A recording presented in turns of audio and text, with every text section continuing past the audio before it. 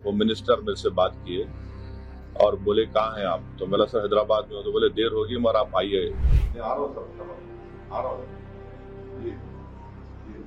और मैं on record कह रहा हूँ कि होम मिनिस्टर जो जाकर मिले विक्टिम फैमिली से, अच्छा किए। वो आसान काम नहीं था मगर अच्छा किए। मगर उन विक्टिम्स को ये नहीं है कि हम भूल जाएं थोड़े दिन के बाद। जो ऑल पार्टी मीटिंग का है, कल मैंने खुद जनाब किरण रिजिजू साहब से बात की थी, तो उन्होंने कहा कि हम लोग सोच रहे हैं कि उन पार्टीज को बुलाया जाए जिनके 5 एमपीज हैं या 10 एमपी हैं, वरना मीटिंग लंबी हो जाती।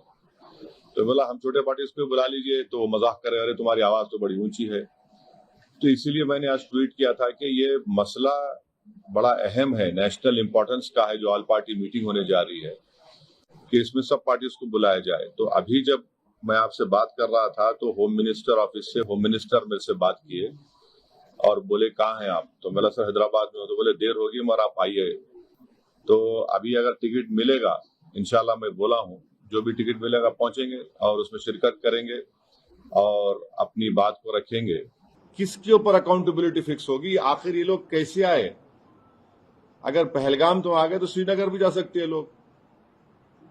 तो ये अकाउंटेबिलिटी फिक्स होना जरूरी है, डिटरेंस पॉलिसी हमारी देखना जरूरी है, और ये जो हरकत किए ये कुत्ते, इनको सजा मिलना जरूरी है।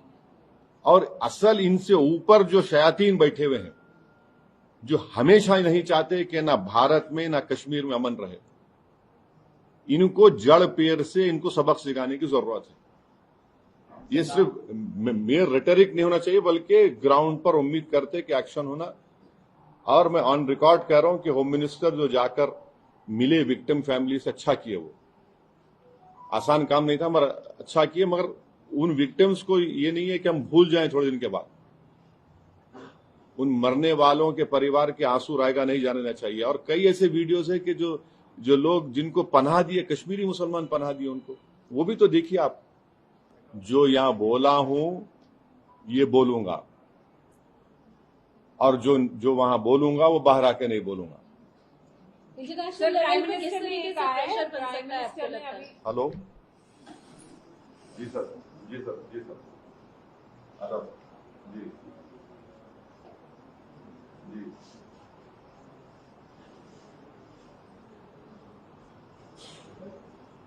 आ रहा हूँ सर, आ रहा हूँ जी जी।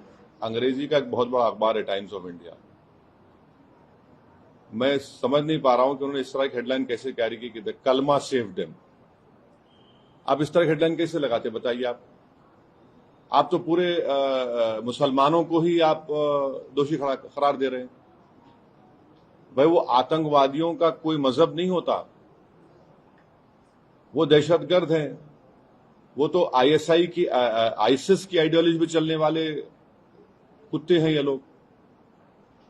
इतना बड़ा अंग्रेजी अखबार, द कलमा save them, what is this?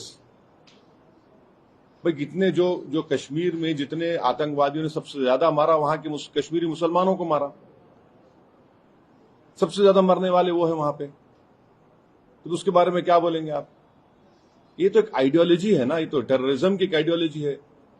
तो बड़ी अफसोस की बात है कि इतना बड़ा अंग्रेजी का अखबार होकर आप इस तरह की हेडलाइन कैरी करते हो, द कलमा सेव देम और द कलमा was the difference. You cannot carry such headlines. You cannot generalize the whole great religion of Islam. तो नहीं, सुन तो लीजिए। अगर आप ऐसा ही इस तरह की अगर आप हेडलाइन लिखेंगे तो आप तो जो कमीने शैतान बैठे हैं पाकिस्तान में, उनको तो खुश कर रहे हैं आप, उनको तो खुश कर रहे हैं आप। अफसोस की बात है ये। द कलमा वाज द डिफरेंस। आप देखिए हेडलाइन जो है वो उस तरह की हेडलाइन हो सकती है किसी की।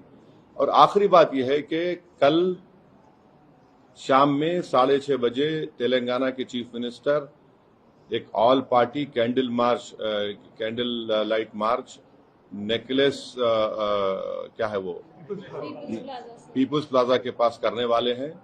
मैं हैदराबाद की आवाम से, तेलंगाना की आवाम से अपील कर रहा हूं कि आप हजारों की तादाद में उसमें कल शिरकत करिए।